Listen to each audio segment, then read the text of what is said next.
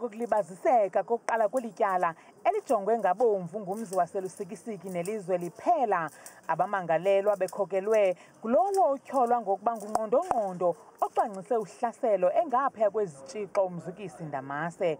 Ngaphakathi enkundleni abatyholwa ngokubulala abantu abali-18 eNgobozana beKobentlombe bahlaliswe ngendawo zabo phambi kokuba uMantyi uMnumzana Zanekhaya Gxarhisa afundele obanjwe mva uSongezo Vuma ngamalungelo wakhe nanjengoko ebevela okokuqala kwinkundla yengingqi.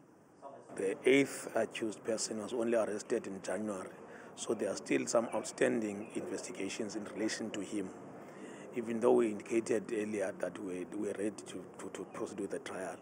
But his joining to the others has necessitated that further investigations be conducted.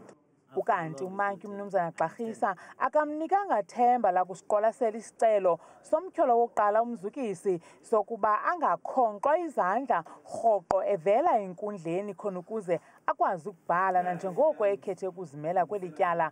Watsho isithi uMantyi oko kungabeka ukhuseleko emngciphekweni.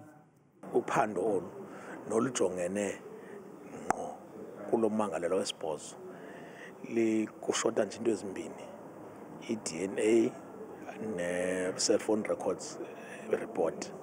Kwakugqitywa loo nto leyo sicinga uba lakwazi belityala lisuswe liswe enkundla ephakamileyo. Iyasonwabisa loo nto and sizintsapho as much as kubuhlungu entliziyweni iba khona laa nto ixolisayo wena ntsiki ethi nokuba ke mhlawumbi yenzekile le nto but at least amapolisa awenzile umsebenzi wabo.